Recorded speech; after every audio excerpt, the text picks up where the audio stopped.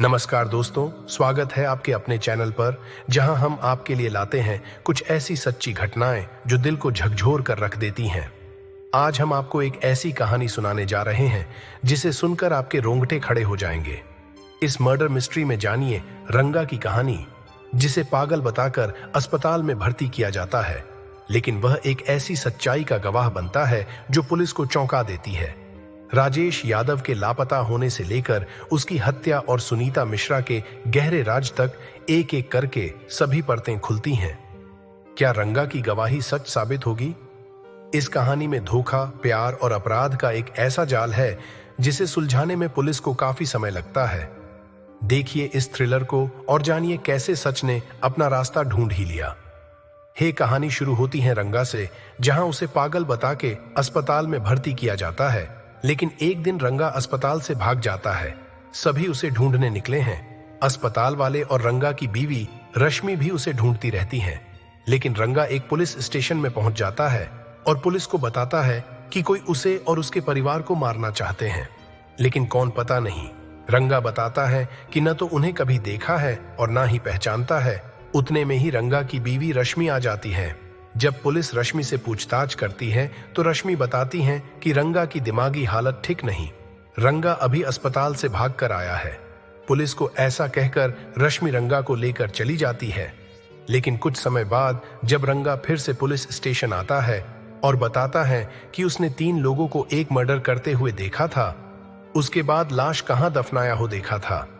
आखिर पुलिस उसकी बात मान लेती है और रंगा के साथ चल देती है।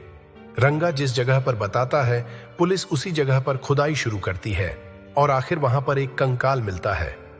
फोरेंसिक रिपोर्ट के बाद पता चलता है कि कंकाल किसी आदमी का है जो लगभग 1 साल पहले का है। अब पुलिस के सामने सवाल था कि कंकाल है किसका और किसने इसे मारा होगा। इसके बाद पुलिस उसकी जांच में जुट जाती है और रंगा और उसकी बीवी रश्मि की सभी डिटेल्स निकलवाई। और इस 1 साल के बीच जितनी भी मिसिंग केस की रिपोर्ट दर्ज कराई हुई थी, उनसे भी पुलिस पूछताछ करती है। उसमें एक सखाराम नाम का एक व्यक्ति भी 10 महीने पहले एक मिसिंग रिपोर्ट दर्ज कराई थी। पुलिस सखाराम से पूछताछ करती है। सखाराम ने बताया कि राजेश यादव नाम का एक लड़का था उसके ही रिश्तेदार में, जो रिक्शा चलाता था, और राजेश ने सखाराम से कुछ पैसे भी उधार लिए थे। थोड़ा थोड़ा करके राजेश सखाराम के पैसे लौटा भी रहा था, लेकिन और 5 लाख बाकी थे। वहां से ही राजेश गायब था। राजेश का पिता भी एक रिक्शा चालक ही था। पुलिस की टीम राजेश के पिता से डीएनए टेस्ट करते हैं और डीएनए मैच हो जाता है। डीएनए से कंफर्म हो गया कि कंकाल राजेश का ही है। लेकिन अब बात थी कि राजेश 1 साल गायब था, फिर भी उसके पिता ने रिपोर्ट दर्ज नहीं करवाई। आखिर क्यों? वहीं रंगा और राजेश का क्या कनेक्शन था? जब रंगा की सभी डिटेल्स मिलती हैं तो पता चलता है कि रंगा किसी अस्पताल में काम करता था, जहां लाशों को नहलाने धुलाने का काम करता था, और उसकी बीवी रश्मि दूसरों के घरों में बर्तन धोने का काम करती थी। रंगा 1 साल पहले ही नौकरी छोड़ चुका था, घर पर ही बैठा हुआ था। उसकी बीवी रश्मि को मारता पीटता भी था, लेकिन फिर भी रश्मि रंगा को छोड़ना नहीं चाहती। अब पुलिस रश्मि और रंगा पर नजर रखी हुई थी। वहीं दूसरी ओर राजेश के करीबियों से पूछताछ में लगी थी।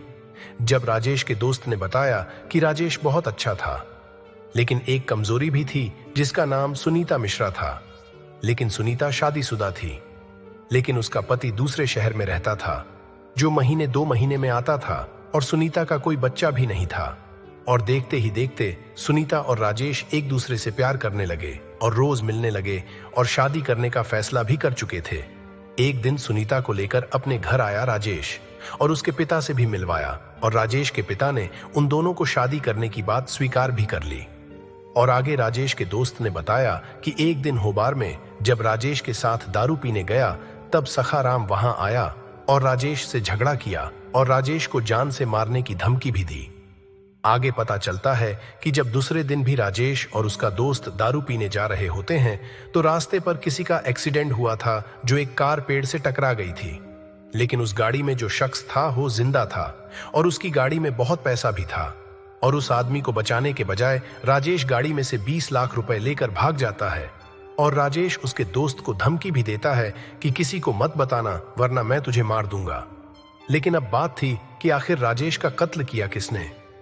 आगे जब उस कार एक्सीडेंट वाले का पता लगाया, जिसका एक्सीडेंट हुआ उसका नाम निकेश मेहता था, जिसका मीरा रोड बॉर्डर पर एक गोडाउन था। पुलिस एक और खुलासा करती है। निकेश वर्मा के जाने के बाद उसकी पत्नी तारा मेहता अपने पति निकेश के असिस्टेंट से शादी कर ली और निकेश मेहता का पूरा बिजनेस अपने हाथ में ले लिया। और इसमें खास बात यह थी कि निकेश मेहता का एक्सीडेंट का कोई रिपोर्ट दर्ज नहीं करवाई थी। आगे राजेश के कॉल रिकॉर्ड से ऐसा पता चला जिसे पुलिस भी चौंक गए।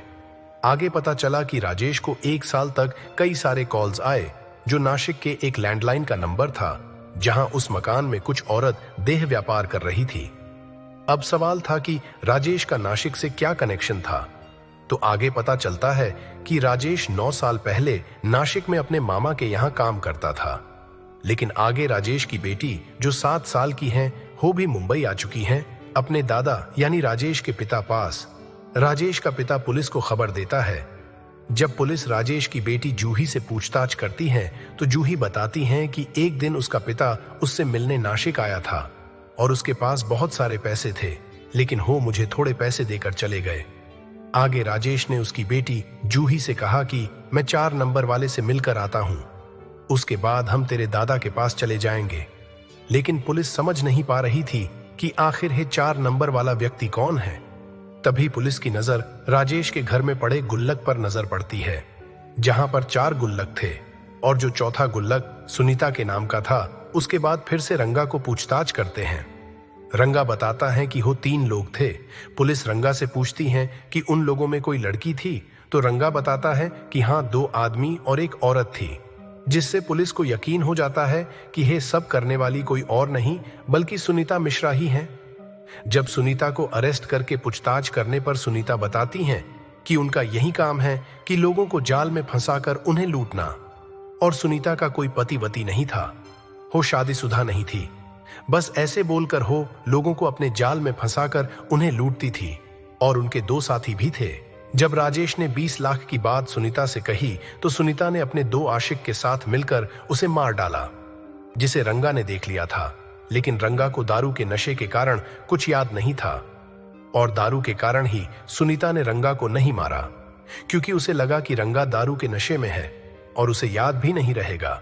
बस इतना ही दोस्तों। अगर आपको हमारा वीडियो पसंद आया हो तो कृपया लाइक और सब्सक्राइब जरूर करें और कमेंट में हमें बताएं कि वीडियो कैसी लगी। मिलते हैं हमारे अगले वीडियो में। धन्यवाद।